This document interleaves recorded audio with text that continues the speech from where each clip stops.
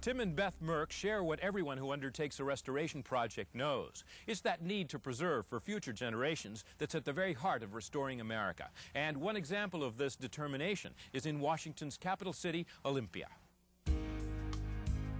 Politics have always played an important role in Olympia's history. In 1851, a lawyer named Daniel Bigelow arrived there from New York, filed a claim for some land, and threw himself into local politics. He was one of the first settlers to call for Washington's separation from the Oregon Territory. By 1860, Daniel Bigelow, sometimes known as the Father of Washington, had built a two-story Carpenter Gothic-style home for his large family. It was said to be the finest house in Olympia at the time. Over 125 years later, the home is still in the family.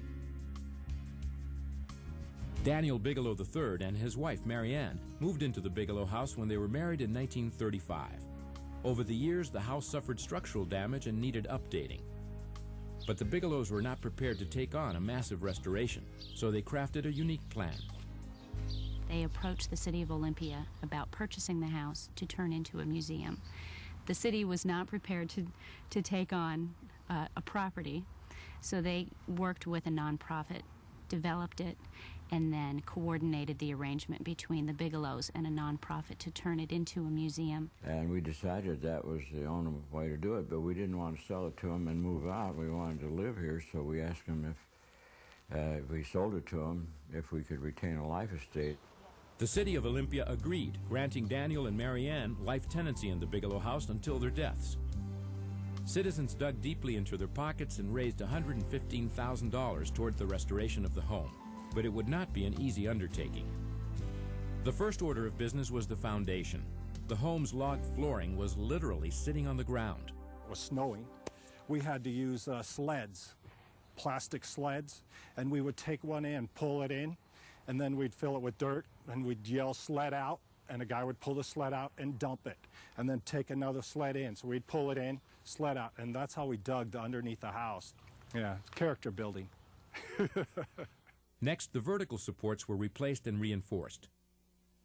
Ceilings were raised to their original height of 10 feet, and walls were scraped and repapered. Every detail was scrutinized. 1 year went into the restoration of the Bigelow house. Then, all of the original furnishings in the home were replaced for the public to enjoy.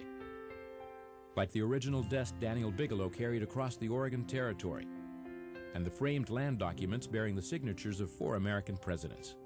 Talk about history, that's real history. And this house is the setting for that.